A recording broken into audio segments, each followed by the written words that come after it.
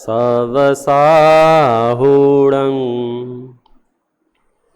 मोक्षमार्गस्य नेतारं भेतारं कर्मभूभृतां ज्ञातारं विश्वतत्त्वानां वन्दे तद्गुणलब्धये वन्दे तद्गुणलब्धये वन्दे तद्गुणलब्धये।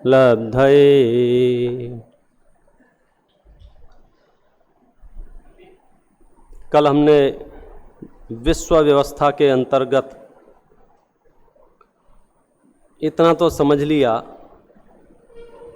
कि जो कुछ भी, जहाँ भी, जितना भी, जैसा भी हो रहा है उसमें कोई और तो कारण नहीं है। जो कुछ भी है मेरा ही करा धरा है। अब मुझे स्वीकृत हो या ना हो ये अलग सब्जेक्ट है। और निर्भर होने के लिए जैन दर्शन का जो प्रथम सीढ़ी है, फर्स्ट स्टेप है कर्म सिद्धांत, उसको स्वीकार करते हुए हम निर्भर रहें। हमारे जीवन में जो कुछ भी घटित हो रहा है उस घटना के लिए किसी और की तरफ देखना, ये सबसे पहली बेवकूफ़ी है। घटना हमारे घर में घटी है, घटना मेरे साथ घटी है और मैं कारण बाहर में खोज रहा हूँ। और ये अभ्यास कोई आज का नहीं है। मैं तो देखता हूँ जन्म से ही हमें ये ट्रेंड किया जाता है कि तकलीफ आपको हो, दोष हमेशा दूसरों को देना चाहिए। यही हम सीखते सिखाते हुए बड़े हुए हैं। मैं तो ये प्रयोग घर घर में देखता हूं। 1.5-2 साल का बालक घर में चलते चलते भी टेबल से टकरा जाए तो उसकी पढ़ी लिखी मां उठ के आएगी, टेबल को 2 चांटे मारेगी। बताइए इस पूरे एपिसोड में क्या हुआ? गलती किसकी थी? टेबल की थी या बच्चे की थी? ऐसा था क्या कि बच्चा तो सावधानी पूर्वक चल रहा था, टेबल बीच में आ गई? कि टेबल तो जहां थी वहां थी, बच्चा मुंह उठा के चल रहा था। तो बताइए ठुकाई किसकी होना चाहिए थी, टेबल की कि बच्चे की? जोर से बोलो। अरे यार देखो, यहां तो जवाब ये देंगे ठुकाई होनी ही नहीं चाहिए। लेकिन कम से कम टेबल की पिटाई तो नहीं होनी चाहिए थी ना। टेबल का क्या दोष था बताओ? कि थोड़ी बहुत गलती थी उसकी, इतनी सी भी, फिर भी उसे मार पड़ी कि नहीं पड़ी? अच्छा अब क्या हुआ? अब अगली बार फिर वो टेबल से टकराया और उसने जोर से रोना शुरू किया। तब तो मम्मी सामने थी, उठ के चांटा मार दिया था। अब थोड़ी दूर है तो कितनी देर रोएगा? कि जब तक मम्मी आके फिर से 2 चांटे ना मार देगी तब तक उसका रोना चालू रहेगा। ये तो बात घर में थी। जब घर से बाहर निकले रोड पे गिर गया, अब उसको ठीक करने के लिए क्या करना पड़ेगा? रोड की पिटाई करनी पड़ेगी। डामर की रोड को 2 चांटे लगाए जा रहे हैं। ये दृश्य हम और आप देखते हैं। तो हम जन्म से ही वो बेवकूफियां कर रहे हैं, सीख रहे हैं, सिखा रहे हैं कि प्रॉब्लम यहां हो, आरोप हमेशा दूसरों पर डालना, बस। और वो आज तक हमारी वो ट्रेनिंग कंटिन्यू चालू है। आचार्यों के नजदीक बैठते हैं तो हमें ये महसूस होता है कि सच में तुम्हारे साथ जो कुछ भी हो रहा है उसमें दूसरों का इतना भी रोल नहीं है, हस्तक्षेप नहीं है। उनकी उपस्थिति वहां हो सकती है, वे अपने काम से वहां आए हुए होंगे, लेकिन तुम्हारा जो कुछ भी हो रहा है उसमें दूसरे का कोई भी हस्तक्षेप नहीं है। इतनी बात हमने कल की और अनेक महापुरुषों के चरित्र से भी जानने का प्रयास किया। तो हमारे सर पे जो हम बहुत बड़ा भार लिए घूम रहे हैं वो भार उतर जाता है कि मेरे साथ जो कुछ भी हो रहा है मेरा अपना कमाया हुआ है।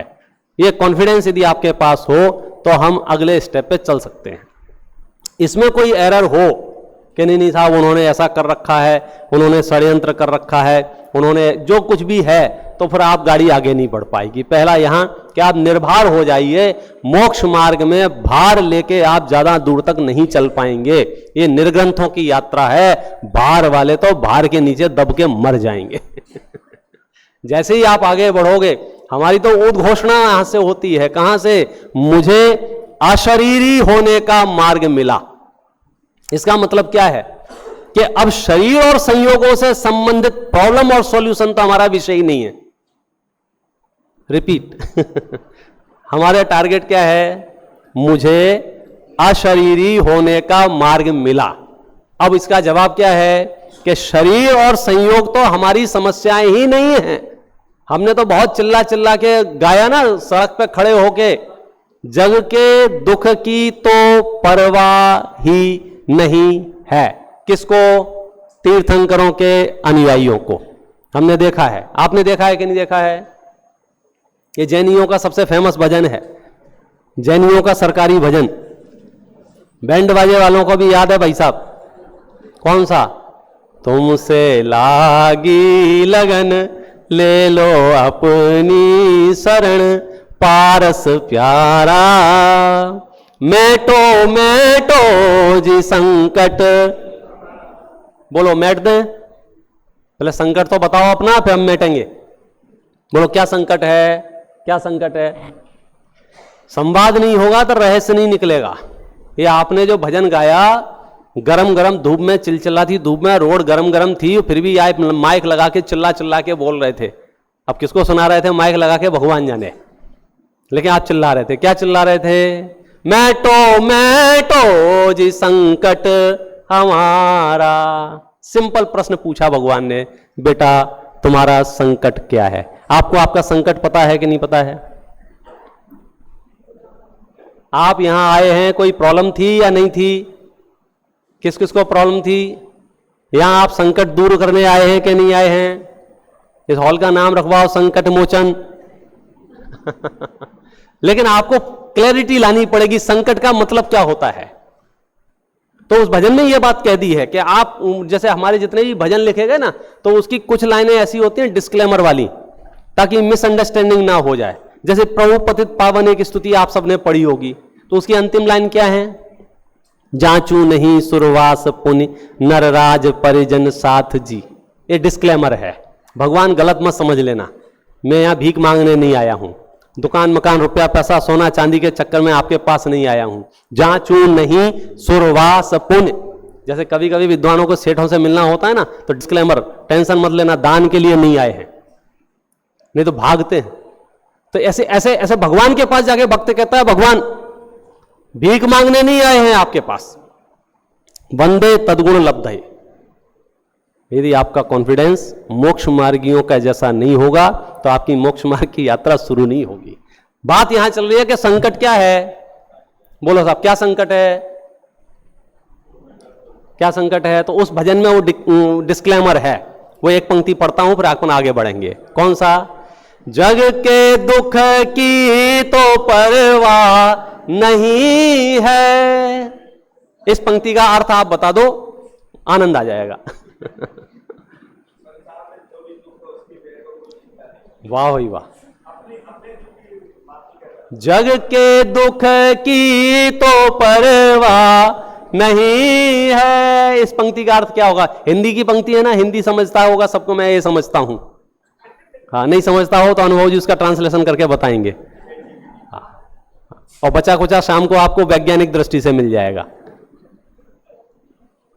बात तो ये कही है। बोलो भैया, सबसे लास्ट कुर्सी पे जो बैठे हुए हैं, क्या बात चल रही है? हाँ जय जिनेन्द्र, हाँ आप ही। येलो येलो है, पिंक है, बीच का कुर्ता है। हाँ क्या बात चल रही है? तुमसे लागी लगन भजन सुना है आपने? तुमसे लागी लगन भजन सुना है कि नहीं सुना है? सुना है ना? हाँ बस फिर क्या दिक्कत है। उसकी ये पंक्ति है। क्या पंक्ति है? जग के दुख की तो परवाह नहीं है। ले जाओ माइक दो उनको भैया, अर्थ बताओ इसका क्या है। हम माइक पे बोल दो, मुझे नहीं पता चलेगा। नाम क्या भैया आपका? हेलो, जय जिनेन्द्र। जय जय। नाम क्या है? विशुद्ध जैन। बहुत बढ़िया, अच्छा नाम है आपका। बोलो, जग के दुख की परवाह नहीं है, इसका मीनिंग बता सकते हो?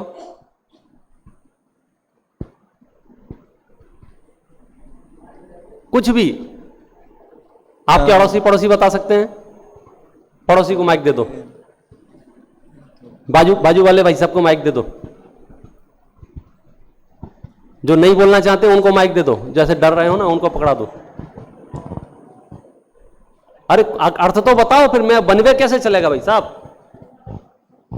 आपको रस परिपाक नहीं होगा, रस परिपाक नहीं होगा।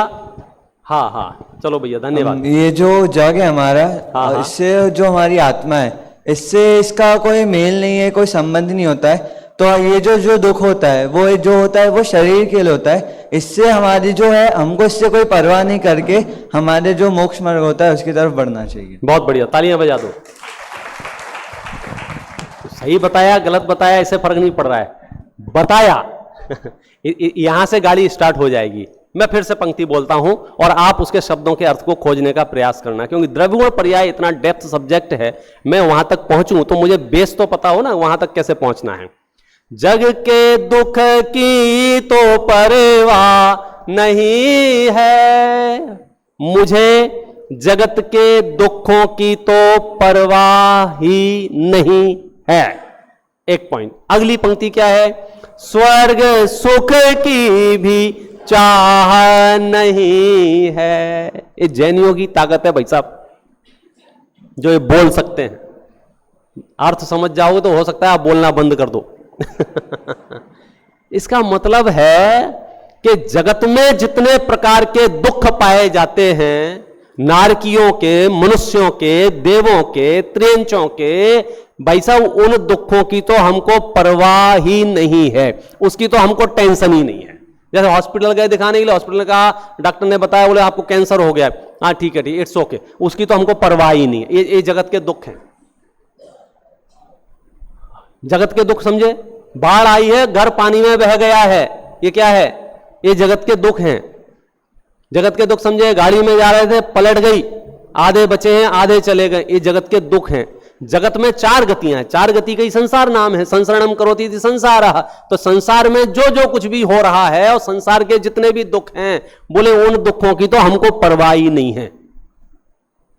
आपने गाया कि नहीं गाया भजन अपनी जिंदगी में? कभी गाया ना? तो सिर्फ गा दिया है, आज उसे गा लेते हैं। जग के दुख की तो परवाह नहीं है। हम तीर्थंकरों के अनुयायी हैं, हम जैन हैं, हम जिन शासन समझते हैं, हमें तीर्थंकरों की वाणी पर भरोसा है, हमने कर्म सिद्धांत का अध्ययन किया है और हमारे चित्त में यह बात बैठ गई है, जहां भी जितने भी जो भी जीव राशि है, अपने अपने पुण्य पाप के अनुसार उन्हें सुख सुविधाएं दुख सुविधाएं जो भी मिलती हैं, उसमें किसी दूसरे का हस्तक्षेप नहीं है। हम और आप एक काम करते हैं ना, कभी कभी आजकल वो बहुत चलता है, क्या नाम है उसका? डब्बा पार्टी। समझते हो डब्बा पार्टी? ऋषभ भैया, डब्बा पार्टी में क्या होता है? सुना है डब्बा पार्टी? दिल्ली में नहीं चलती। आदिश जी, ऋषभ जी तो मना कर रहे हैं, बोला हमारे यहां नहीं चलती। अनिल जी, डब्बा पार्टी नहीं चलती? हाँ, ये शॉर्टकट है पिकनिक मनाने वालों का। पहले हम पिकनिक मनाने जाते तो पर हलवाई करो, फिर उसको सामान दो, फिर उससे बनवाओ, फिर खाओ, बहुत झंझट है। मतलब समझ गए, हमारा काम हो गया। पॉटलक पार्टी, हाँ नाम बदल दो। हाँ, जो जो जो आप समझ गए।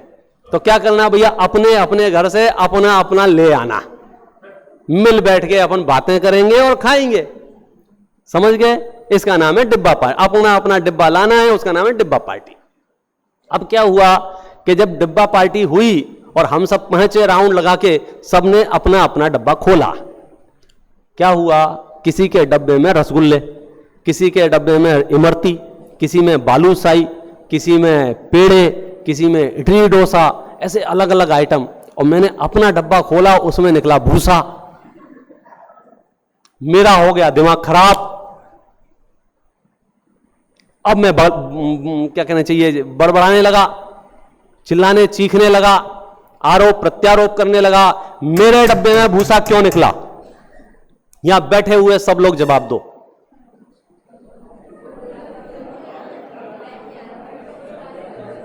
मेरा बड़बड़ाना, मेरा चीखना, मेरा चिल्लाना, बोलो जायज है कि नहीं? क्या बात कर रहे हो? ये पक्षपात नहीं है क्या? यहां रसगुल्ले रखे हुए हैं सुशील जी के डब्बे में, है? और यहां भूसा निकल रहा है, बोलो ये पक्षपात है कि नहीं है? ये धरती में इक्वलिटी लाओ, ये पक्षपात खत्म करो। क्या क्या करें, बोलो ये पार्शलिटी है कि नहीं है? भाई साहब आप मर्सिडीज से और मैं अल्टो से, बोलो ये पक्षपात है कि नहीं? एक का एसी ज्यादा कूलिंग कर रहा है, एक का पंखा ही ढंग से नहीं घूम रहा है, बोलो ये पक्षपात है कि नहीं? नहीं समझ में आया? समझ में आ रहा है क्या? मेरे में भूसा निकला है और आपके में रसगुल्ला निकला है, बोलो ये पार्शलिटी है कि नहीं है? कि ये न्याय है कि अन्याय है? अरे जैनियो, जिस दिन ये बात समझ गए उस दिन तुम्हारा मोक्ष कोई नहीं रोक सकता है। लिख के ले जाओ। स्ट्रेस, एंजाइटी, डिप्रेशन, ये सब नाम तो हमारी लिस्ट में ही नहीं है, क्योंकि हम इस काल में डब्बा पार्टी में आए हैं और अपना अपना डब्बा है, अपने अपने घर में खुल रहा है। ये तो मेरी प्रॉब्लम ही नहीं है कि ये कितने करोड़ का आसामी हो, इतने करोड़ का आसामी हो, मैं कितने करोड़ का आसामी हूं। ये तो अपना अपना डब्बा है ना, कि इसमें पक्षपात चल रहा है। क्या गजब होता है। ये डेप्थ समझ में आ रही है इसकी? इन सब का अर्थ है वो, जग के दुख की तो परवाह नहीं। यहां हम ये चर्चाएं नहीं करेंगे। कौन सी चर्चाएं नहीं करेंगे? हमको ये प्रॉब्लम है, बोले ये प्रॉब्लम क्यों है मालूम है आपको? इसमें पक्षपात नहीं है, इसमें कोई दूसरी शक्ति नहीं है, कोई इंटेंशनली आपको दुख देना चाहता हो, कोई आपसे सुखी करना चाहता हो, ये व्यवस्था नहीं है। अपना अपना डब्बा है। तो मेरे डब्बे में भूसा क्यों निकला? बोलो आप क्या जवाब दोगे भैया? मुकेश भैया, मेरे डब्बे में भूसा क्यों निकला? पता, अंदर से बोल नहीं पा रहे, अंदर से, पंडित जी हमारा माथा क्यों खा रहे हो? आदिश जी रियल जवाब यही है ना। मेरा प्रश्न क्या है? मेरे डब्बे में भूसा क्यों निकला? मैं पूरे गांव में दौड़ रहा हूं, सब हर घर में घंटी बजा के पूछ रहा हूं, मेरे डब्बे में भूसा क्यों निकला? बोलो बेटा, पता है आपको? हाँ मेरे भाई साहब, प्रश्न ख्याल में आता है? मेरे डब्बे में भूसा क्यों निकला है? बोलो पाड़िया जी। बोले पंडित जी करा धरा तुम्हारा है और दिमाग हमारा खा रहे हो। जिनके में रसगुल्ला निकला है वो सुबह 4 बजे उठे हैं, आप समझे, उन्हें व्यायाम की है, कुछ गलाया है, भिगोया है, सेका है, उबाला है, जो भी किया है। ऐसे ही आ गया है कि रसगुल्ला वहां, ऐसे ही सब कुछ आ गया है। हेतु ख्याल में आ गया ना? अच्छा, मेरी समस्या ये कम थी कि मेरे में भूसा है, इससे ज्यादा समस्या ये थी सुशील जी के डब्बे में रसगुल्ला क्यों है। और फिर मेरे अंदर वो जलन खोरी पैदा हो गई। अब फिर मैं जुगाड़ पे लग गया कि थोड़ा उधर को देखें, धीरे से एक रसगुल्ला उठा लूं। क्या क्या कर रहे हो आप? हिंसा, झूठ, चोरी, जो कुछ भी, क्रोध, मान, माया, लोभ, जो कुछ भी किया जा रहा है, क्यों किया जा रहा है? सिर्फ इसलिए कि हमने डब्बा खोला, हमें पसंद नहीं आया। भैया नहीं पसंद आया तो अगली बार जब घर से निकलो तो डब्बा में कुछ अच्छा रख के लाना। सुबह से शाम तक 24 घंटे अप्रशस्त परिणाम रहते हैं। ना देव दर्शन के ठिकाने हैं, ना देव पूजा के ठिकाने, ना स्वाध्याय के ठिकाने हैं, ना खान पान का ठिकाना है, ना हिंसा कर रहे, अहिंसा कर रहे, दिन में खा रहे, रात को खा रहे, और डब्बा खोलते हो तो कहते हो इमरती निकलेंगे। कर्म सिद्धांत को बेवकूफ समझते हो क्या? थोड़ा कहा, थोड़ा ही जानना। पॉइंट समझ में आ रहा है कि ये जो डब्बा खुला है इसमें दूसरे का कोई रोल है कि नहीं है? मुझे दूसरे से ईर्ष्या करनी चाहिए कि नहीं करनी चाहिए? भाई मैं भी मनुष्य हूं, आप भी मनुष्य हो, आपके पास ज्यादा पैसा क्यों है, इस बात से मुझे चिढ़ होनी चाहिए कि नहीं होना चाहिए?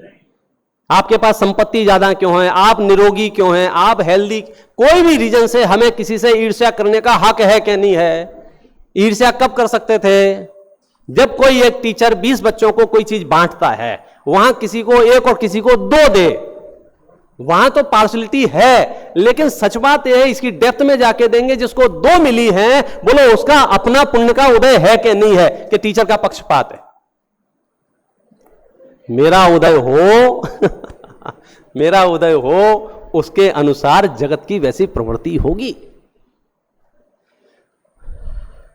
क्या हल्का महसूस होता है कि नहीं होता है? कहां से? जग के दुख की तो परवाह नहीं है। रीजन जरूर ध्यान रखना, क्यों नहीं है? ऐसे ही मत बोल देना ऊपर ऊपर से, नहीं साहब हमें कुछ परवाह नहीं, हमें कुछ परवाह नहीं, हमें कुछ परवाह नहीं है। क्या हम झूठ बोलने में बहुत एक्सपर्ट हो गए ना? घर में जूते खा के भी निकल रहे होंगे, बाहर कोई पूछेगा कैसे हैं साहब, आई एम फाइन। तो ये पैटर्न नहीं। अब आत्ममंथन का समय है, आप खुद सोचो आप कैसा फील करते हैं। और मैं फिर से दोहराऊंगा कि आप जो अभी अच्छा फील कर रहे हैं, ये तात्विक अच्छा फील कर रहे हैं, श्रद्धान में अच्छा फील कर रहे हैं, ज्ञान में अच्छा फील कर रहे हैं, या सिर्फ पुण्य के उदय की जो सुगंधी है उससे अच्छा फील कर रहे हैं? क्योंकि यदि पुण्य के उदय की सुगंधी से अच्छा फील कर रहे होंगे तो ये तो पर्याय है, ये पलट जाएगी। कल जब पाप का उदय आएगा तब आप क्या करोगे ये बताओ। हमारा जो अभी हैप्पीनेस है ये किस वजह से है? स्वास्थ्य अच्छा है, पंखे चल रहे हैं, लाइट आ रही है, लोग गुड बिहेव कर रहे हैं, इसलिए हम खुश हैं। तो सच कहता हूं खुश नहीं हैं, आप एक ट्रैप में फंस चुके हैं। जिस दिन लोग गुड बिहेव नहीं करेंगे, जिस दिन पंखा नहीं चलेगा, जिस दिन शरीर में रोग होंगे, उस दिन आप छटपटाओगे। यदि आपको वास्तविक सुखी होना है तो आपको एक एक वस्तु के द्रव्य गुण पर्याय के नजदीक जाके समझना होगा कि वस्तु का परिणमन कैसे चल रहा है। लेकिन यह समझने से पहले आपको ब्रेन एकदम क्लियर रखना पड़ेगा। कौन सा? कि अब वो पंचायतें मत करना, कौन सी? जगत के दुखों की। और मन में लोभ नहीं रखना, किसका? स्वर्ग के सुख का। प्रॉब्लम हमारी क्या थी, संकट हमारा क्या था मालूम है ना आपको? अंतिम बार दोहरा के अपन अपने मूल विषय पे आएंगे। जग के दुख की तो परवाह नहीं है, स्वर्ग सुख की भी चाह नहीं है। फिर बोले हमको क्यों परेशान कर रहे? मैं तो जामन मरण होवे ऐसा यतन पारस प्यारा। मैं तो जन्म मरण के अभाव करने के लिए यहां आया हूं। किसके लिए? जन्म मरण के अभाव करने के लिए यहां आया हूं। ये मोक्ष मार्ग जो मुझे मिला है, ये जो देव शास्त्र गुरु का सानिध्य जो मुझे मिला है, ये जो जिनवाणी मिली है, उससे मैं क्या चाहता हूं? ये भव के अभाव करने के लिए मिला है। भव का अभाव कैसे हो सकता है? सारे आचार्य एक मत हैं, सम्यक दर्शन ज्ञान चारित्राणी मोक्ष मार्ग। सबसे पहला शब्द क्या आया? सम्यक दर्शन। सबसे पहला शब्द क्या आया? सम्यक दर्शन। क्या शब्द आया? सम्यक दर्शन। यदि आपके पास सम्यक दर्शन होगा तो आपका ज्ञान भी सम्यक ज्ञान हो जाएगा और आचरण भी सम्यक चारित्र होगा ही होगा। यदि सम्यक दर्शन नहीं होगा तो भूल जाओ, आपका ज्ञान सम्यक होगा और आपका आचरण सम्यक होगा। तो सबसे पहले हमारी क्या नीड है, क्या जरूरत है? बोले सम्यक दर्शन। पूरे देश भर में जितने भी शास्त्र हैं, चाहे वो प्रथमान योग का हो, करणान योग का हो, चरणान योग का हो, द्रव्यान योग का हो, सब शास्त्रों में एक मत से सम्यक दर्शन की महिमा गाई गई है। एक मत से हर शास्त्र में, और उस लेवल की गाई गई है जिसकी हम कल्पना नहीं कर सकते। भगवती आराधना में तो यह लिखा है कि एक तरफ 3 लोक का राज्य आपको मिले। कितना? तुम तो 4 मंजिल के मकान में ही बहरा रहे हो, तो 3 लोक का राज्य क्या होता है? आप सुनिए, 3 लोक का मकान आपको मिले, 3 लोक का राज्य आपको मिले और दूसरी तरफ आपको सम्यक दर्शन मिले। बोलो क्या लेना चाहिए? याद रखना याद रखना कि सम्यक दर्शन लेना चाहिए। क्यों भैया?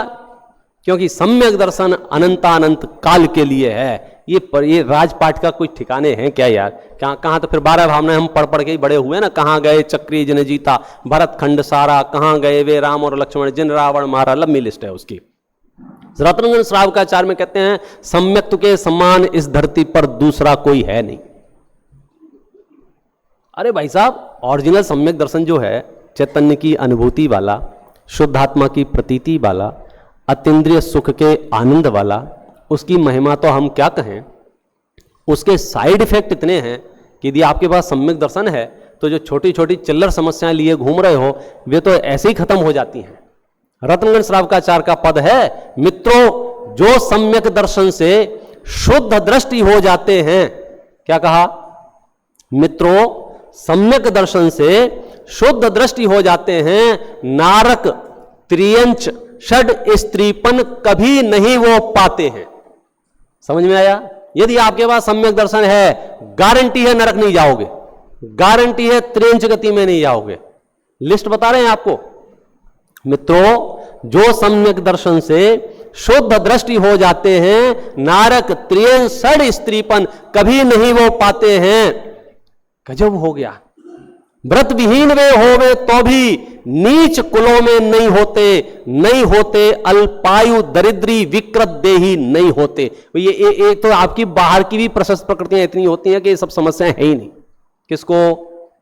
सम्यक, जिस वैभव को देख के आपकी लाल टपकती है ना, चक्रवर्ती, नारायण, बल, जितने भी महापुरुषों के पद हैं, आपको मालूम है एक बात, सिर्फ और सिर्फ सम्यक दृष्टियों के लिए रिजर्व हैं।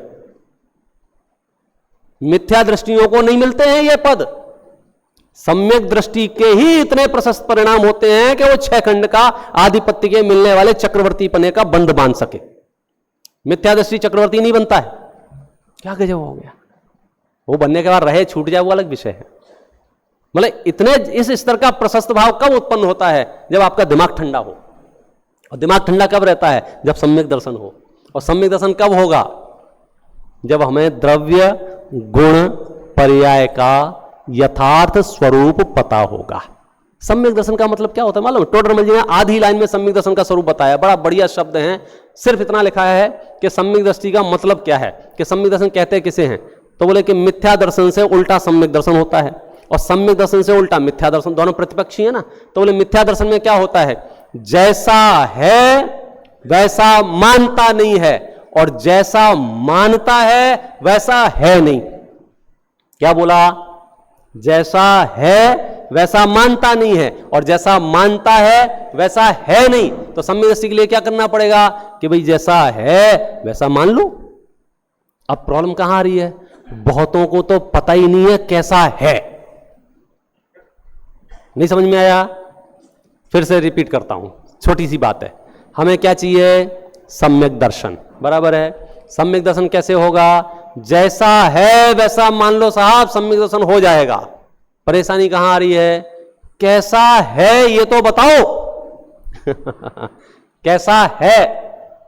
अब कैसा है जानने के लिए क्या करना पड़ेगा ये बताओ। अब हम कहेंगे आपसे शास्त्र अभ्यास करना पड़ेगा तो बड़ी मुश्किल हो जाती है, क्योंकि सब घोड़े पे बैठ के तत्व समझना चाहते हैं, घोड़े से नीचे नहीं उतर रहे हैं। पंडित जल्दी जल्दी जल्दी बताओ, पंडित जल्दी बताओ, अर्जेंट अर्जेंट, हमको वहां जाना है, यहाँ जाना है यार। अरे भैया तुमको जहां जाना है चले जाना। आपको धर्म समझना है कि यहाँ समझना है? पहले घोड़े से नीचे उतरो। शांति पथ प्रदर्शन ग्रंथ है, क्या नाम है? हाँ, ये बीच में पूछते ना क्या नाम है, उसे पता चल जाता है आप जग रहे हो। शांति पथ प्रदर्शन ग्रंथ है वर्णी जी का, उस जैनेन्द्र वर्णी, जैनंद जी वर्णी जी का है। उनमें उन्होंने एक बात बताई है। क्या बात बताई है? कि एक राजा को हट उपजी। हट समझते हो? जिद। क्या? कि मुझे रत्न परीक्षा सीखनी है। कोई भी आके किसी भी भाव कोई भी रत्न देकर चला जाता, मैं बेवकूफ बन जाता हूं, मुझे रत्न परीक्षा सीखनी है। तो नगर के सारे जौहरियों को उन्होंने अपने आप बुलाया और खड़े किए, तुम सबके सब मिलके मुझे जल्दी से रत्न परीक्षा सिखाओ, अन्यथा तुम सबका मैं कत्ल कर दूंगा। और पहले की कहानियां सुनी होंगी, राजा तो राजा होते थे, सनकी होते थे, सबको टेंशन हो गए, बोले आज तो प्राण गए। अब इस राजा को कौन समझाए कि रत्न परीक्षा से खड़े खड़े सिखाने वाली चीज थोड़ी है, कैसे सिखाएं? उसके लिए तो आपको श्रम अलग टाइप का करना पड़ेगा। तो एक बुजुर्ग व्यक्ति सामने आया, अनुभवी, बोले महाराज मैं आपको रत्न परीक्षा सिखाऊंगा, लेकिन एक शर्त है। बोले क्या शर्त है? दक्षिणा पहले चाहिए। अरे कैसी बातें करते, जितना चाहिए ले जाओ, खोल दो दरवाजे। अरे दरवाजे पर दक्षिणा सुन तो लो, हमें क्या चाहिए दक्षिणा में? बोले क्या चाहिए दक्षिणा में? महाराज हम राजनीति सीखना चाहते हैं, आप राजनीति सिखा दीजिए, हम आपको रत्न परीक्षा सिखा देंगे। राजा चिल्लाया, बोले पागल हो गए हो तुम? राजनीति सीखने के लिए आपको क्या करना पड़ेगा मालूम है? सालों साल हमारे साथ रहना होगा, जब जब देश में समस्याएं होंगी उन मीटिंगों में आपको बैठना पड़ेगा, जब जब युद्ध होंगे वहां रणभूमि में आपको जाना पड़ेगा। राजनीति का मतलब क्या होता है? पूरे देश को संभालना है। आप मजाक समझ रहे हो? तो बोले आप रत्न परीक्षा को मजाक समझ रहे हो? हमारी दुकान पे बैठना पड़ेगा, झाड़ू लगानी पड़ेगी, तब समझ में आएगी। ख्याल में आ गया? ये उदाहरण क्यों दिया है? यदि सच में आप जैन दर्शन को गहराई से समझना चाहते हो तो आपको शास्त्र अभ्यास के पढ़ने की प्रतिज्ञा लेके यहां से जाना पड़ेगा, और अगली शिविर में आओ तो कहो कि हमने एक शास्त्र पढ़ा, तो आपको समझ में आए। ये कोई मदारी जैसा तमाशा नहीं है कि हमने दिखाया और आपने वाह वाह किया, 5 रुपए 5 रुपए 5 रुपए 5 रुपए, तुम अपने घर हम अपने घर। अरे भाई साहब, वितरागी तत्व ज्ञान है, योग उपयोग लगता है इसके लिए। आप समझे, बटन दबा के ख्याल में। लेकिन हाँ, ये पक्की बात है, आप पढ़ेंगे तो आपको समझ में आएगा। बहुत लोग इससे बच जाते हैं, भैया हमारी समझ में नहीं आता, भैया हमारी समझ में नहीं आता। सच कहते हैं, हमने पिछले 2 प्रयोग किए, मोक्षमार्ग प्रकाशक का, रत्नकर्ण श्रावकाचार्य का। 10-10 12-12 साल के बच्चे शास्त्र पढ़ के आते हैं, 10-10 12-12 साल के बच्चे। हाँ सुशील जी, हाँ मेरे जैसे नहीं, या आपके तो डीएनए में है स्वाध्याय, मां को स्वाध्याय का प्रेम। आपको वो अलग विषय है। मैं तो कहता हूं जिसको कुछ बैकग्राउंड नहीं हो वो भी शास्त्र पढ़ना शुरू करेगा, मैं गारंटी लेता हूं शास्त्र उसे समझ में आएगा। और ऐसे ही नहीं कह रहा हूं सिर्फ आपको हवा भरने के लिए। मैंने ये दृश्य देखा है, समोशरण के दृश्य देखे हैं, वहां देवता लोग विराजमान हैं, वहां मनुष्य लोग विराजमान हैं। भाई साहब, वहां त्रेंच गति के जीव बैठे हुए हैं। बोलो त्रेंच गति के जीव वहां क्या कर रहे हैं? समोशरण के बाहर कोई गधा सामने निकले तो सौधर्मेंद्र क्या बोलेगा? बोलो आइए आइए बैठिए, आपका कोठा ये है। इसका मतलब क्या है कि वो भगवान की वाणी गधों को भी समझ में आ जाती है। अब आगे का वाक्य बोलूं क्या रहने दूं? जो बात गधों को समझ में आ जाती है,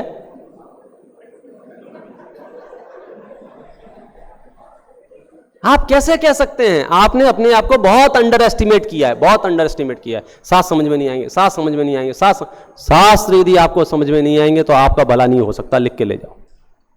क्योंकि आप अपने उपलब्ध ज्ञान को इतना ज्यादा समझ रहे हो कि कभी भी कहीं से शास्त्रार्थ करने के लिए खड़े हो जाते हो। लेकिन शास्त्रार्थ का नियम यह है कि आपको शास्त्र का कुछ पता है कि नहीं पता है, तब शास्त्रार्थ संभव है। तो उसके लिए क्या करना पड़ेगा कि आपको पन्ने खोलने पड़ेंगे। तो आपको नहीं समझ में आया तो थोड़ी देर बाद बताऊंगा, चलती ट्रेन में चढ़ जाओ, आप पढ़ाई कर लेंगे। अभी हम बात करते हैं, जब शास्त्र के नजदीक गए तो आचार्य ने कहा कि आपको और कुछ पता हो या ना पता हो, ये 3 शब्दों का परिचय आपको जरूर होना चाहिए। पहला द्रव्य, दूसरा गुण, तीसरा पर्याय। पहला, दूसरा, तीसरा, पहला, दूसरा, तीसरा, तीनों एक साथ बोल के बताओ। द्रव्य, गुण, पर्याय। भाई ये शब्द यदि आप उसके भाव समझ गए तो पूरा विश्व आपको समझ में आ जाएगा। क्योंकि जहां भी नजर डालोगे द्रव्य गुण पर्याय के अलावा कुछ है ही नहीं।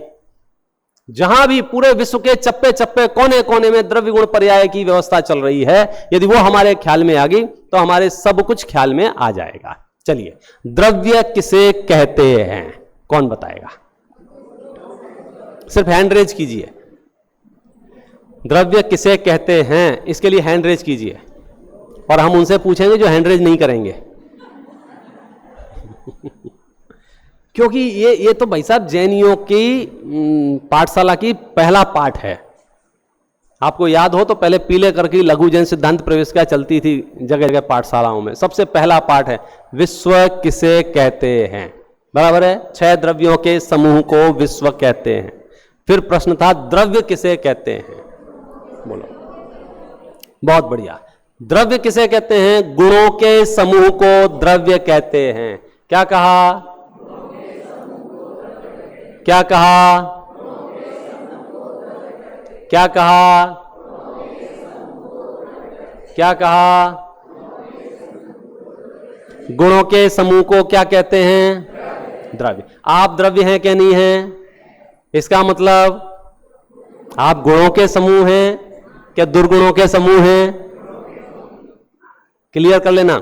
ये जो वस्तु है, बोलो ये द्रव्य है क्या नहीं है? है। क्यों है? क्योंकि ये गुणों का समूह है क्या नहीं है? ये गुणों का, इसमें क्या गुण हैं? मेरे अंदर तो गुण हैं, इसके अंदर गुण हैं क्या नहीं है?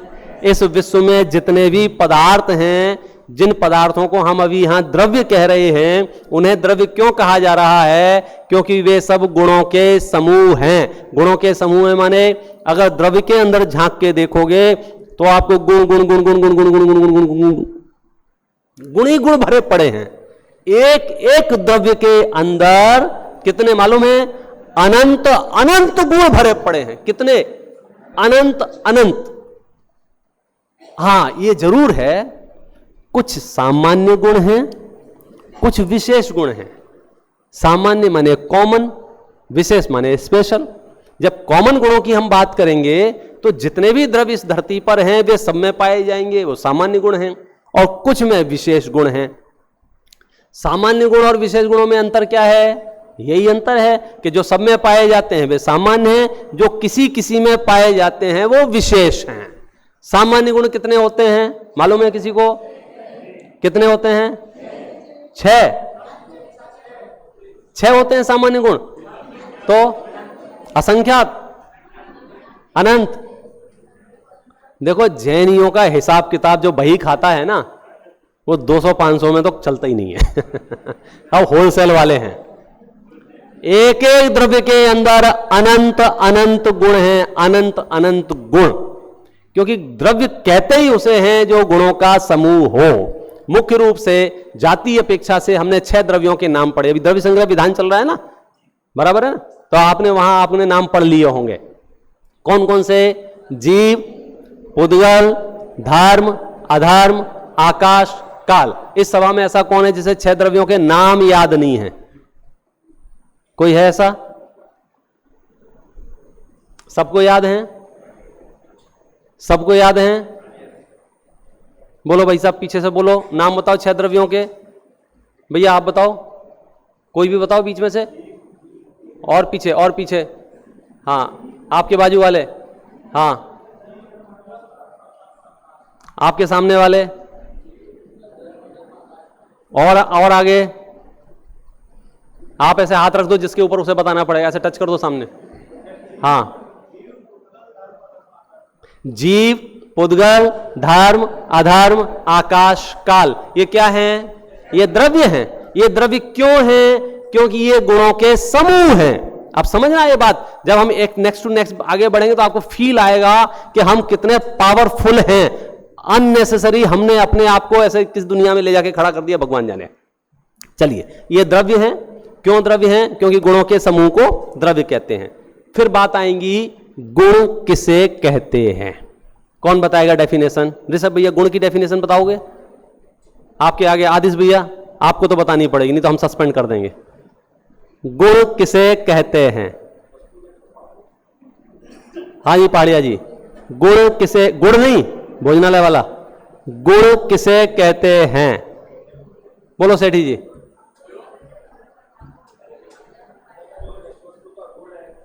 हाँ, जो जिस वस्तु का स्वभाव है उसे गुण कहते हैं। बहुत बढ़िया, ताली बजाओ सुशील जी सेठी के लिए। हाँ, और अच्छी परिभाषा इससे बढ़िया कौन बताएगा? उसके लिए इनसे ज्यादा तालियां बजवाएंगे। गुण किसे कहते हैं? ये देखो, ये बेसिक फार्मूला है, theory plus practical. Without theory practical संभव नहीं है।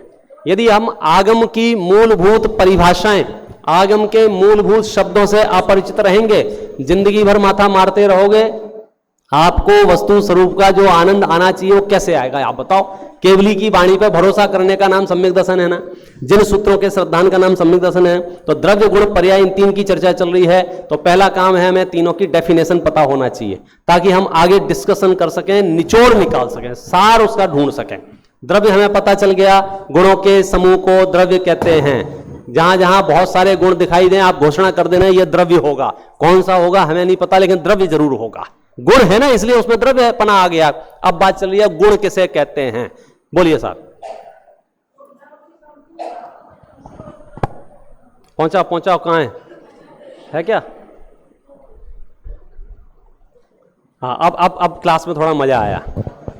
और सिर्फ 2 घंटे की चलेगी ये क्लास, पूरा द्रव्य गुण पर्याय हो ही जाएगा आज। जो द्रव्य के संपूर्ण भागों में संपूर्ण अवस्था में रहता है उसे गुण कहते हैं। माँ जी के लिए बहुत जोरदार तालियां बजाओ। ये वाली परिभाषा किस किस को याद है? बहुत बढ़िया, इसमें सब कुछ आ गया। ये डेफिनेशन यदि आपको याद है तो आपको प्रयोग करने में बहुत सुविधा रहेगी। क्या कहा मालूम है? जो द्रव्य के संपूर्ण भागों में और उसकी संपूर्ण अवस्थाओं में पाया जाए उसे क्या कहते हैं? गुण कहते हैं। मतलब समझे आपके, यदि कोई द्रव्य है और उस द्रव्य के अंदर कोई गुण है, अब वो गुण का मतलब क्या हुआ कि ये गुण जो है वो द्रव्य के चप्पे चप्पे पर है। क्योंकि आपने क्या कहा था? संपूर्ण भागों में। संपूर्ण भागों में माने उसके हर हिस्से में, ऊपर, बीच में, नीचे, दाएं बाएं, पूरब पश्चिम, उत्तर दक्षिण, ईशान नैऋत्य, हर जगह गुण विद्यमान है, संपूर्ण भागों में है। सेकंड क्या ऑप्शन था? संपूर्ण अवस्थाओं में।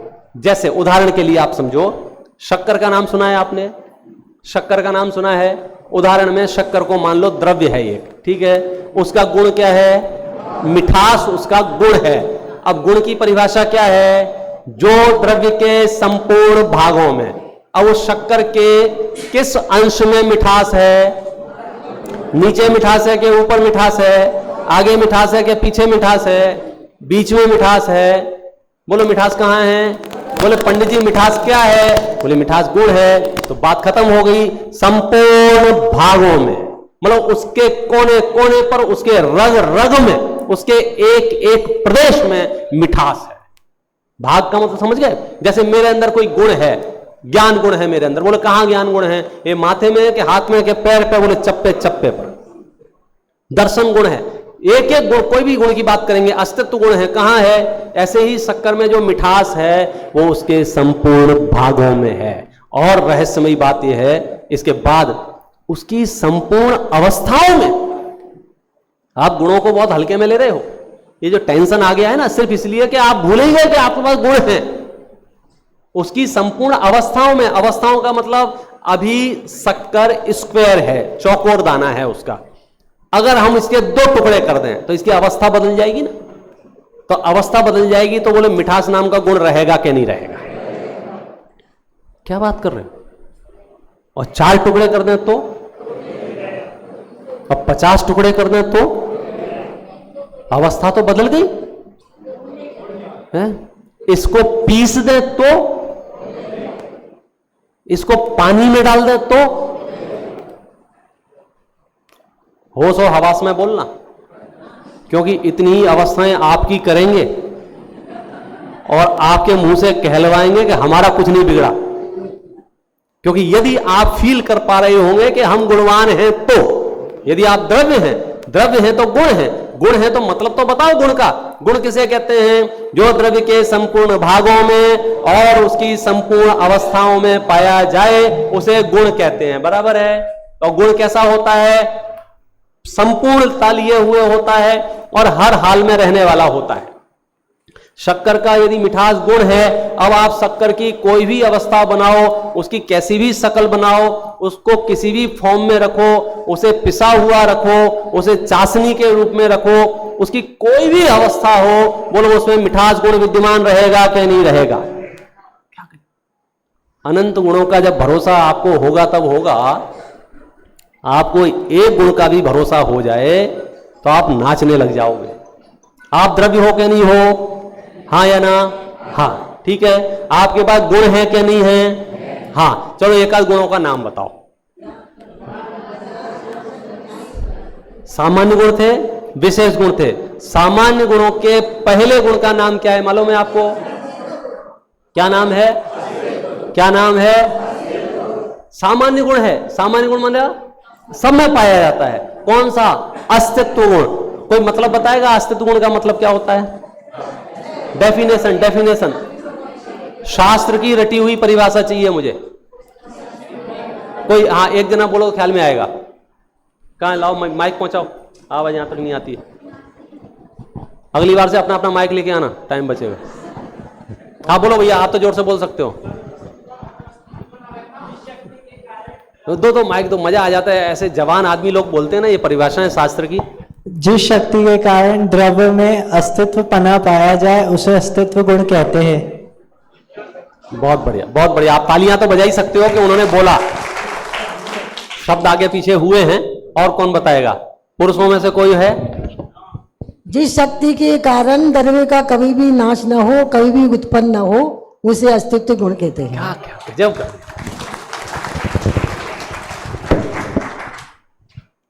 पता चला क्या बोला? अस्तित्व गुण माने वो पावर, वो शक्ति, वो सामर्थ्य, वो ताकत जिसके कारण से द्रव्य का कभी नाश नहीं हो सकता है। क्या बात कर रहे हो आदिश जी? आप द्रव्य हैं? हां। आपके अंदर गुण हैं? हां। अनंत गुण हैं? हां। अभी सिर्फ एक गुण की बात चल रही है। वो एक गुण कितना पावरफुल है मालूम है? जिस शक्ति के कारण द्रव्य का कभी नाश नहीं होता है। किसके कारण? उसे अस्तित्व गुण कहते हैं। आप अपना अस्तित्व गुण साथ में लाए हो या घर रख के आए हो? अब यहां जमीन फटेगी तो आपका अस्तित्व गुण चला जाएगा क्या बना रहेगा? आपका नाश होगा क्या नहीं होगा? क्या बात कर रहे हो? आपको कैंसर होगा, आपका नाश होगा क्या नहीं होगा? आपका मकान पानी में बह जाएगा, आपका नाश होगा क्या नहीं होगा? आपने इकट्ठा किया हुआ धन गायब हो जाएगा, आपका नाश होगा क्या नहीं होगा? क्या बात कर रहे हो? क्यों? क्योंकि आपने गुण की परिभाषा नहीं पढ़ी क्या? जो आत्मा के संपूर्ण प्रदेशों में और उसकी संपूर्ण अवस्थाओं में पाया जाए उसे गुण कहते हैं, और अस्तित्व मेरा गुण है। अब आपका कॉन्फिडेंस ज्ञानियों वाला कॉन्फिडेंस है। फिर आपको फर्क नहीं पड़ रहा है सामायिक महल में हो रही है या शमशान घाट में हो रही है, क्योंकि मैं तो अपने अस्तित्व से जिंदा हूं, किसी के रहमो करम से नहीं। इंडिपेंडेंट डे तो तब मनाया जाएगा जब आपको आपके गुणों का परिचय होगा। आप सोचो, एक गुण इतना पावरफुल है, अब आपको कोई भयानक से भयानक परिस्थिति बेचैनी पैदा कर सकती है कि नहीं कर सकती? मैं आप खिड़की में झांक के देखो, उधर से सुनामी आ रही है, बोलो वो सुनामी आपके अस्तित्व गुण का नाश कर सकती है कि नहीं कर सकती है? क्या बात कर रहे हो? आपकी सत्ता का नाश करने में समर्थ नहीं है। गजब हो गया। ये कागज का टुकड़ा, ये कागज का टुकड़ा, बोलो इस कागज के टुकड़े का नाश किया जा सकता है कि नहीं किया जा सकता है? क्यों? यहां बैठे में किसी की ताकत नहीं है इस कागज के टुकड़े का नाश कर सके। ऋषभ भैया, इस कागज के टुकड़े का नाश हो सकता है कि नहीं हो सकता है? नाश हो सकता है कि नहीं हो सकता है? नाश नहीं हो सकता, शक्ल बदल सकती है, आप फाड़ सकते हो, फॉर्म चेंज हो सकती है उसकी। आप आग लगा सकते हो तो काला काला दिख सकता है, आप उसे ऐसे पीस दोगे तो पाउडर बन सकता है। आप उसकी शक्लें बदल सकते हो, नाश कर सकते हो क्या नहीं कर सकते हो? कि अंदर नाश नहीं कर सकते। क्यों नहीं कर सकते? क्योंकि उसके अंदर अस्तित्व गुण है। इतना तो वैज्ञानिक सत्य हो गया ना कि इस विश्व में एक परमाणु भी डिस्ट्रॉय नहीं किया जा सकता है और क्रिएट नहीं किया जा सकता है। अंतिम शरण भाई साहब जैन दर्शन ही है, यदि आपको अपना भला करना हो तो। द्रव्य किसे कहते हैं? गुणों के समूह को द्रव्य कहते हैं। गुण किसे कहते हैं? जो द्रव्य के संपूर्ण भागों और उसकी संपूर्ण अवस्थाओं में पाया जाए उसे गुण कहते हैं। पर्याय किसे कहते हैं? गुणों के परिणमन को पर्याय कहते हैं। पर्याय किसे कहते हैं? गुणों के परिणमन को पर्याय कहते हैं। पर्याय किसे कहते हैं? गुणों के परिणमन को पर्याय कहते हैं। अब हमारा समस्या कहां शुरू होती है? हमारा पाला पर्यायों से पड़ता है। हमारी पहली नजर जहां पड़ेगी गारंटी से वो पर्याय होगी। हम अपने ज्ञानोपयोग से द्रव्य तक पहुंच जाए अलग बात है। जैसे ये देखो, आपको क्या दिख रहा है? द्रव्य दिख रहा है, गुण दिख रहे हैं कि पर्याय दिख रही है? आपको ये दिख रहा, मेरे हाथ में जो वस्तु है, इस वस्तु का द्रव्य आपको दिख रहा है कि गुण आपको दिख रहा है कि पर्याय आपको दिख रही है? पर्याय दिख रही है ना। बोलो भाई साहब, पर्याय किसे कहते हैं? गुणों के परिणमन को। ये किस गुण का परिणमन दिख रहा है आपको? कौन बताएगा? होलसेल बंद, रिटेल चालू, 1 to 1। अनिल जी भैया, कैमरा वाले भैया बताओ, ये द्रव्य है, गुण है कि पर्याय है? फोटो खींच के बताना। चलो आप बताओ अनिल जी आपको पर्याय दिख रही है कि द्रव्य दिख रहा है कि गुण दिख रहा है? अरे नकल नहीं पहाड़िया जी, नकल मत चलाओ, ट्रस्टी हो तो क्या हुआ, ये ट्रस्टी आपस में मिल गए। बहुत सिंपल है। ये द्रव्य है कि गुण है कि पर्याय है? अरे दोनों नहीं, तीनों हैं। मैं पूछ ही नहीं रहा दोनों है कि तीनों है, मैं आपसे पूछ रहा हूं आपको जो नजर आ रहा है वो द्रव्य है, गुण है कि पर्याय है? तीनों नजर आ रहे हैं।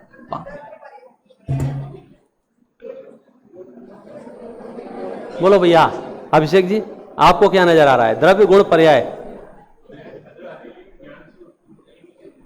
अभी आपको क्या दिख रहा है? द्रव्य, गुण, पर्याय। पर्याय दिख रही है ना? ठीक है, मुझे आपका आंसर एकदम सही है, पर्याय। प्रश्न फिर से पूछ रहा हूं, कौन सी पर्याय दिख रही है?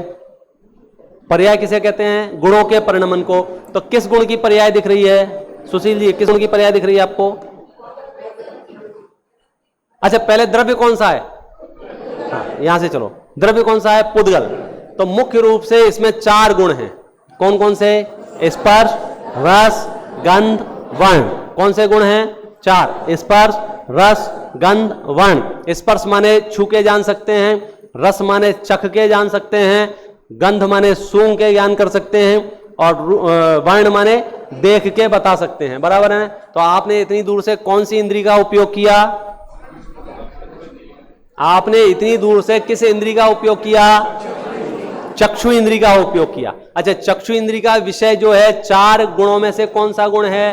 स्पर्श, रस, गंध, वर्ण। तो चक्षु इंद्री से आपने वर्ण गुण को ग्रहण किया। अच्छा, वर्ण गुण की भी खूब सारी पर्याय हैं, उसमें से कौन सी पर्याय को जाना? तो आपको तो काला काला दिख रहा है। बराबर है ना? ये काला काला क्या है? ये वर्ण गुण की पर्याय है। बराबर है? लेकिन आपने कैसे कहा कि ये द्रव्य भी है? क्योंकि भाई साहब ये पर्याय कहां होती हैं? गुणों में। गुण कहां होते हैं? द्रव्य में। इसलिए पर्याय के आधार से भी हमने क्या सिद्ध किया? ये एक द्रव्य है। अच्छा, इन सब चर्चाओं से हम करना क्या चाहते हैं? लाभ क्या लेना चाहते हैं? कि हम ये महसूस करना चाहते हैं कि द्रव्य, गुण, पर्याय का जैसा स्वरूप है वैसा हम जान लेवें और वैसा हम मान लेवें। अब हो क्या रहा है, जिसमें जितनी धरती पे जितनी वस्तुएं हैं उसके 2 पक्ष बनेंगे सिर्फ, मुख्य रूप से एक द्रव्य पक्ष, एक पर्याय पक्ष। हमें यदि निराकुल रहना है तो हमें दोनों का नेचर समझना होगा, द्रव्य का नेचर और पर्याय का नेचर। द्रव्य का स्वभाव, पर्याय का स्वभाव। हमारे साथ प्रॉब्लम क्या हो रही है? हम वस्तुओं को जानते हैं, सीखते हैं, समझते हैं, पर्याय को द्रव्य मान लेते हैं, द्रव्य को पर्याय मान लेते हैं। इतनी सी कार्यक्रम चल रही है। प्रयोग करके बताने की कोशिश करता हूं कैसे कैसे। पर्याय नित्य है कि अनित्य है? पर्याय नित्य है या अनित्य है? उदाहरण से एक 2 साल का बालक हमको आज यहां मिला, बातचीत हुई, परिचय हुआ, समझाया। 18 साल बाद फिर वो बालक मिला, जब वो बालक 20 साल का हो गया था। बराबर है? मेरा छोटा सा प्रश्न ये है, ये बालक वही है या दूसरा है? वही है या दूसरा है? कमाल करते हो, वो 3 फीट का था, ये 6 फीट का है। वो 20 किलो का था, ये 60 किलो का है। वो गोरा गोरा था, ये धूप में काला पड़ गया है। बोलो, ये वही है कि दूसरा है? तो आपको वो पक्ष खड़े करने पड़ेंगे। पंडित जी, द्रव्य वही है, पर्याय दूसरी है। ख्याल में आया? क्या हुआ पंडित जी? वो, अच्छा, वो खुद भी कह रहा मैं ही हूं वो, मैं ही हूं वो। नहीं बेटा, तुम नहीं हो सकते हो, क्योंकि वो तो इतना सा था, तुम इतने हो। नहीं पंडित जी, मैं ही हूं, मैं ही हूं। ये जो मैं ही हूं, ये आवाज कहां से आ रही है? ये द्रव्य की ओर से आवाज आ रही है। और वो तुम नहीं हो, वो तुम नहीं हो, वो तुम नहीं हो, वो तुम नहीं हो, ये आवाज कहां से आ रही है?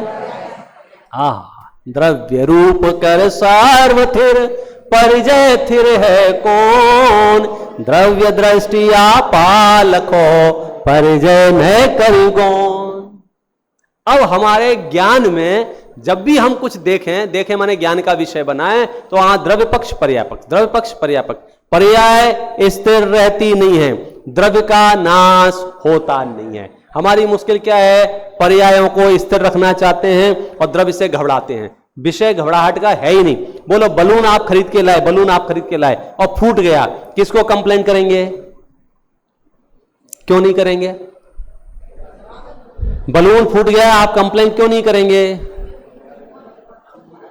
2 साल के बच्चे को बलून दिलवा दिया, बच्चा खुश हुआ, 5 मिनट बाद बलून फूट गया, अब बच्चा रो रहा है और आप नहीं रो रहे हैं। बोलो क्यों? क्योंकि आप बलून के नेचर को समझते हैं। क्या समझते हैं? भैया ये बलून तो होता ही इसके लिए है, बराबर है। अब बलून की जगह में एक कार खरीद कर देता हूं कि अपन कार लेके आए और 2 दिन बाद फटाक आवाज आई और वो उसका टोटल हो गई, खत्म। अब क्या हुआ? अब हम छटपटा रहे हैं, आचार्यों से पूछ रहे हैं, ज्ञानियों से पूछ रहे हैं, आचार्य मुस्कुरा रहे हैं, भैया ये तो बलून था ये तो फूटना ही था। हमारे आग्रह क्या कह रहे हैं? ऐसा कैसे हो गया, ऐसे कैसे हो गया? हम द्रव्य गुण पर्याय से सिर्फ ये सीख सकते हैं कि जो परिवर्तन हो रहा है वो पर्यायों में हो रहा है, द्रव्य में परिवर्तन नहीं हो रहा है। पर्यायों का परिवर्तन रुक नहीं सकता है। तीर्थंकर जैसे द्रव्य भी पर्यायों के परिवर्तन को रोक नहीं सकते हैं। और हमारे पूरे विश्व में जो ऊर्जाएं खर्च हो रही हैं, पर्यायों के परिवर्तन को रोकने की ऊर्जाएं खर्च हो रही हैं। वहां ये प्लान किए बैठे हैं कि हम इस पर्याय में आ गए, हमको इस पर्याय से नहीं जाना है, हमको इस पर्याय से नहीं जाना है। आचार्य क्या कह रहे हैं? नहीं भैया, जाना तो पड़ेगा। ये जो है ना, ये जो प्रॉपर्टी है, ये कैसी प्रॉपर्टी है? ये तो किराए का घर है भाई साहब, क्या आपका अपना है? किराए का घर समझते हो? रेंट भरना पड़ता है ना, तो आप रेंट भरते हो कि नहीं भरते हो? Every day. जिस दिन आपने रेंट इसका मिस कर दिया उस दिन ये नखरे बताता है कि नहीं बताता है? तो ये खाली करके जाना है कि नहीं जाना है? दिक्कत कहां आ रही है? नहीं नहीं नहीं नहीं नहीं नहीं नहीं, ये पर्यायों में जो अपनापन पैदा हुआ है, इसी से 4 गतियां खड़ी हुई है। युगल जी साहब ने एक पंक्ति में सब कुछ कह दिया है।